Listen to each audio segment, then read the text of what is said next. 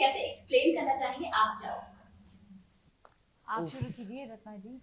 धक धक को एक्सप्लेन करने की अगर आवश्यकता पड़े तो बड़ी मुश्किल हो जाएगी। धक धक, दिल धक धक करता है, उसी तरह से मोटर बाइक धक धक करती है।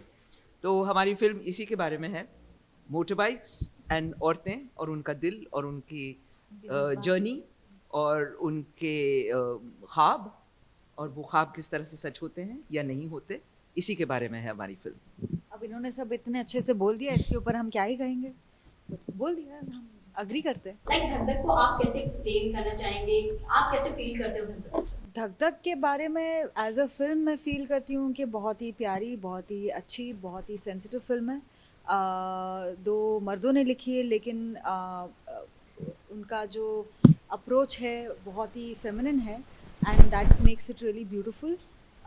It's about 4 women on a journey, strangers coming together, और उस सफ़र में क्या क्या होता है उस चीज़ के बारे में और उनके पर्सनल स्ट्रगल्स। आई थिंक जो मैंने धक धक से सीखा वो ये है कि जब तक कि आप एक अगर अगर आप लाइफ में बैलेंस चाहते हैं और फ्लो चाहते हैं और एक स्मूथ जर्नी चाहते हैं, तो then your heart has to beat in a certain rhythm, and only when that happens can you achieve any of these things. तो मेरे लिए धक धक वही है, एक synchronicity of all your senses and that just that feeling of है ना, आज़ादी, आज़ादी स्पेशली खौफ से, डर से। I think Dhak Dhak मेरे लिए is it's an overcoming of fear, and it's experiencing magic once you overcome fear. That's the best way that I can kind of put our film in a nutshell, because ये चार जो किरदार हैं बहुत अलग अलग जगहों से आते हैं, अलग अलग बैकग्राउंड से, और उन सब की अपनी खुद की मुसीबतें हैं, पर जब वो अपने डर को थोड़ा काबू में ले आती हैं and they go on this journey, they experience some beautiful things. So that's how I would put it. So poster बहुत ही अमेजिंग लग रहा है एंड ट्रेलर को बहुत अच्छा रिस्पांस मिल रहा है। जानना चाहूंगी आपके कैरेक्टर को लेकर किस तरीके से रिस्पांस मिले हैं और अपने कैरेक्टर को कैसे एक्सप्लेन करना चाहेंगे, कैसे ब्रीफ बताना चाहेंगे? अरे ये तो बाइकर नानी है। जी, मैं बाइकर नानी हूँ। इस उम्र में बाइक मिलती है एज अ प्रेजेंट, एंड उस बाइक को बेचने के बजाय उसको इस्तेमाल करते हैं, और उसके जरिए ये बहुत इंटरेस्टिंग लड़कियों को मिलते हैं और खंडूला पहुंच जाते हैं।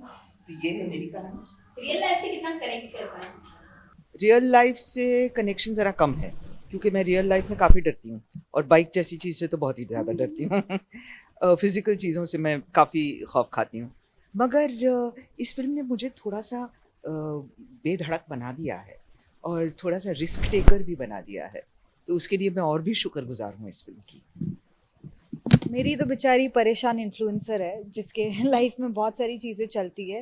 आजकल की जनरेशन जो है, जो सोशल मीडिया पर ज़्यादा है, उनकी लाइफ, उनकी ज़िंदगी डिफ़ाइन की जाती है जो दूसरों के विचारों से, और उसके कारण बहुत परेशान रहते हैं। काफ़ी लोग डिप्रेशन में चले जाते हैं, काफ़ी लोग उस चीज़ को फाइट करने की कोशिश करते हैं, बट वो सब चीज़ों से बाहर कैसे निकलती है लड़की और कैसे रिश्ते फॉर्म करती है, because in the and what you are and who you become is because of the interpersonal relationships in person and not these virtual reality. तो ये स्काई है, और स्काई बहुत ही हार्श है, उसके गार्ड्स हमेशा अप रहते हैं, बट वो will see that breaking down eventually. So that's what Sky is. मैं हूँ उज़मा, जो एक अंडर कवर मैकेनिक है, क्वाइट लिटरली, जो एक ऐसे परिवार से है जिनके पिता हिंदुस्तान मोटरसाइकिल, जो 1900 क्या था, फॉर 19 समथिंग, काफ़ी सालों से जो वर्कशॉप चलाते हुए आते हैं। और आई थिंक सबसे ख़ास बात उज़मा की ये है कि, और स्पेशली उज़मा के लिए ये ट्रू है क्योंकि जो दिखता है वो है नहीं, तो आप उसको देख के आप सोचोगे अरे ये बहुत ही मतलब सरल शांत सीधी सादी, इसमें कोई मस्ती नहीं होगी, घरेलू, और लेकिन उसमें बहुत चहल पहल है, बहुत वो जिंदा दिली है, और बहुत से एक्चुअली उसके लेयर्स हैं जो बहुत खूबसूरती से कहानी में उभर के आती हैं। और मुझे उज़्मा बन के बहुत बहुत मज़ा आया और उज़्मा से बहुत कुछ सीखने को भी मिला। लाइक कुछ ऐसे पॉइंट्स हाईलाइट करना चाहेंगे जो आपने सीखा? आई थिंक सबसे खूबसूरत बात उस्मा की ये है कि वो हम जब भी फेमिनिज़म की बात करते हैं या प्रोग्रेसिवनेस की बात करते हैं तो हम ज़्यादातर एक पोर्ट्रेयल ऑन स्क्रीन देखते हैं ऐसे औरत की जो डिफाइंट होती है of culture, of religion, of faith, of institutions, of everything, right? कोई सिगरेट पी रहा है, कोई गाली गलौज कर रहा है, कोई ये वो। What I love about Uzma is that she's rooted in culture. She has her faith, लेकिन उसके साथ साथ वो कैसे अपनी एजेंसी को ढूंढ रही है, वो कैसे अपने आप को एम्पावर करती है और कैसे उसमें, हाँ, and it reminds me of, you know, that poem by Maya Angelou, The Song of the Caged Bird, जहाँ पे इस बात का एहसास होता है कि आपकी बंदिशें हैं, सबकी बंदिशें होती है, हर औरत के लाइफ में किसी ना किसी की बंदिश होती है, लेकिन आपके हाथ में है उन बंदिशों को तोड़ना, and that is the most beautiful thing that happens with Uzma. मेरे किरदार का नाम मंजरी है और आई थिंक मैं मंजरी को उसकी मासूमियत से ही बेस्ट डिस्क्राइब कर पाऊँगी, क्योंकि वो मथुरा की लड़की है, ज़्यादा दुनिया नहीं देखी और हमेशा अपनी माँ के परछाई में ही उसने पूरा अपना अभी तक का जीवन जिया है। और इस रोड ट्रिप के थ्रू से वो पहला मौका मिलता है जहाँ वो उसके वर्ड्स में धूप में तपना सीखती है खुद, अपनी माँ के परछाई के बिना, और अपनी ज़िंदगी वो बदलना नहीं चाहती। आई थिंक वो बस इस डेस्परेट डिज़ायर में है कि वो अपना पर्सपेक्टिव बदल पाए।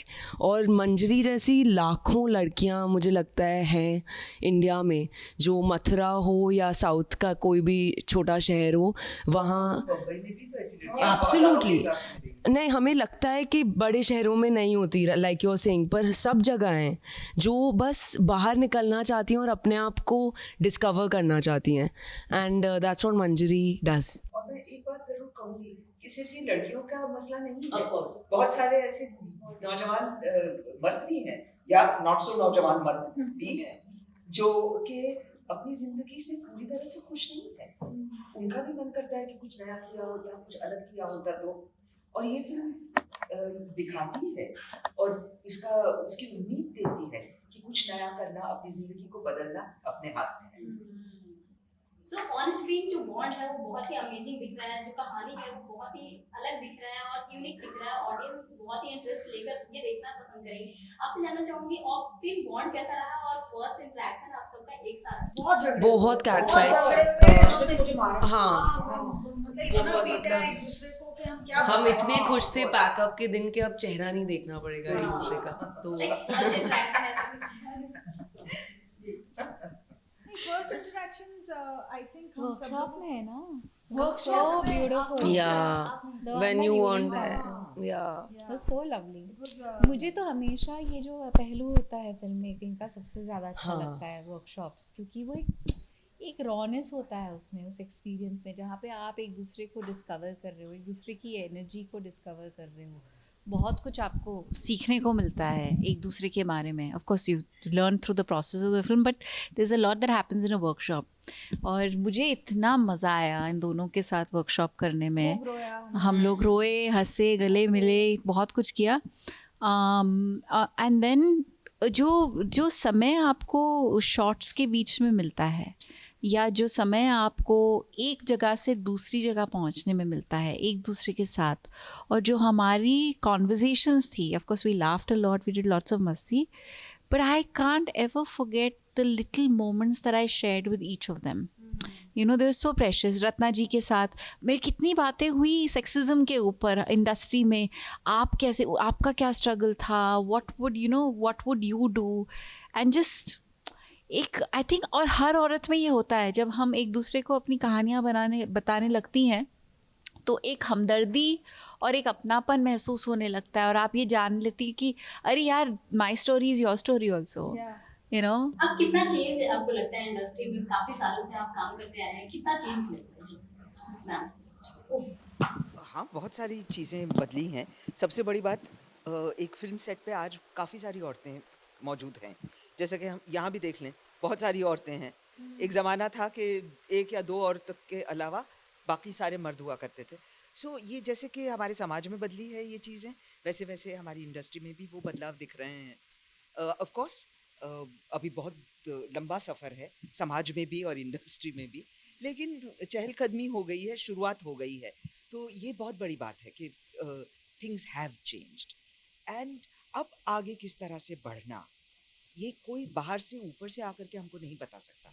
ये हम ही लोगों ने अपनी सिचुएशन रोज़ एनालाइज करके बदलनी है। एंड अच्छी कहानियाँ जो भी लिखेगा, अच्छी कहानियाँ जो भी सुनाएगा, उसको काम मिलेगा। सो ये मैं जानती हूँ, चाहे वो मर्द हो चाहे औरत हो, अच्छा काम करने की तैयारी आपको रखनी पड़ेगी, बिकॉज कंपटीशन भी बहुत बढ़ गया है। सो आपने बहुत सारे, आप सबने काम किया है, आपने सबसे ज्यादा काम किया है, सो जानना चाहूँगी एक्चुअली मैंने शायद सबसे कम किया दिया। तुम्हारे सिर पे ये ताज बिठा दो, इसने सबसे ज्यादा किया। मैं सिर्फ बूढ़ी हो गई हूँ, मैं काम कर करके बूढ़ी नहीं हुई हूँ बाय द वे। मुझे पहले अरे यार, बचपन में मुझे कोई काम ही नहीं मिला। नहीं, वो जिस तरह का काम, उन्होंने मेरा नाटक कभी देखा है? कोई देखा भी नहीं होगा और देखेंगी भी नहीं शायद।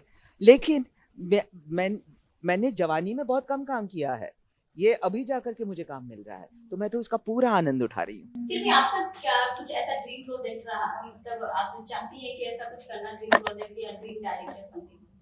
नहीं, फ्रैंकली मैं इस तरह से सोचती नहीं हूँ। मुझे वो तो देखा भी नहीं था और पूरा हो गया। हाँ, बनेगी, मगर मुझे ऐसा एक कोई ऐसा पार्ट करने को मिलेगा, मैं ये शाइन करूंगी, मुझे ऐसा विचार ही नहीं आता।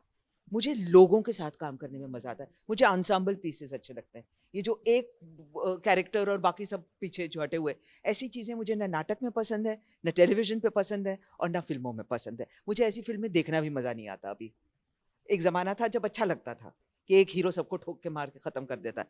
अब मैं उससे बहुत बोर हो गई हूँ, सड़ गई हूँ सच पूछो तो। चाहे वो मर्द हो चाहे औरत हो, ये एक व्यक्ति सारी दुनिया बदल देगा, ये मुझे आइडिया ही नहीं जमता। सो इस तरह की फिल्में जहाँ लोग साथ मिल करके काम करते हैं, सब कई अलग कहानियाँ सुनाई जाती हैं, मुझे उस तरह का काम ज़्यादा अच्छा लगता है। मेरा ड्रीम ये धक धक ऐसी फिल्में करना जहाँ पे कहानियाँ जिनसे मैं रेजोनेट करूँ, जो आम औरतों के बारे में डिफरेंट डिफरेंट बैकग्राउंड से, सोशो इकोनॉमिक जगहों से आती है, और ऐसी कहानियाँ जो कुछ ना कुछ वे में, छोटे या बड़े वे में आपको इंस्पायर करती है या कुछ बदलाव लाती है, और या आपको एक होप देती है कि मैं कुछ अलग कर पाऊंगी जो मैंने इतने दिन से नहीं किया है। क्योंकि in the end if a fan comes up to me और वो मुझे बोलता है कि मैंने आपकी ये फिल्म देखी और उसके बाद ना मैंने वो किया जो मैंने नहीं किया था आपकी फिल्म देखने के बाद, मुझे लगता है कि मैंने बहुत बड़ा कंट्रीब्यूशन कर लिया, and that for me is my job done well, because those are the type of films that I want to do, which changes the way the world thinks in a positive way, changes how people perceive us, treat each other, or change all the stereotypes. Those are the things that I want to do. That's what my hope is. Dream director? Dream director मेरे में काफ़ी सारे हैं, मेरे तो list खत्म ही ना होना है। पहले वहाँ से शुरुआत करें। मैम कोई ड्रीम प्रोजेक्ट जो आप और करना पसंद करेंगे? नहीं, आज काम की जो भूख होती है नहीं, आई थिंक आगे की या पीछे की बात करनी नहीं चाहिए, मैं अभी की बात करती हूँ। Dhak Dhak for us, at least for me as an artist, is a dream project. ये ऐसे नहीं लिखे जाती कहानियाँ, ऐसी फिल्में नहीं बनती हैं। ये बनी है, ये कहानी लिखी गई है, ये जिस तरह की कहानी है वो लोगों तक पहुँच रही है, बहुत बड़ी बात है। आई ऑनेस्टली फील लाइक अगर हमें अपने ड्रीम प्रोजेक्ट्स ऐसे क्लियरली पता होते तो बात ही कुछ और होती। I think what we know is our desire and intention. The desire is to tell honest stories, is to tell different stories, and tell them in the best way possible. और वो किसी भी shape और form में आ सकता है. That can be a big action film, that's a commercial film, that can be a niche film which is a father-daughter drama, it could be anything. So I think that an honest story told well is the dream. Yeah. Thank you for your precious time. Good luck to everyone. Thank you, और जरूर देखिएगा धक धक 13 13 अक्टूबर theatre में theatre में। Thank you so much. शुक्रिया।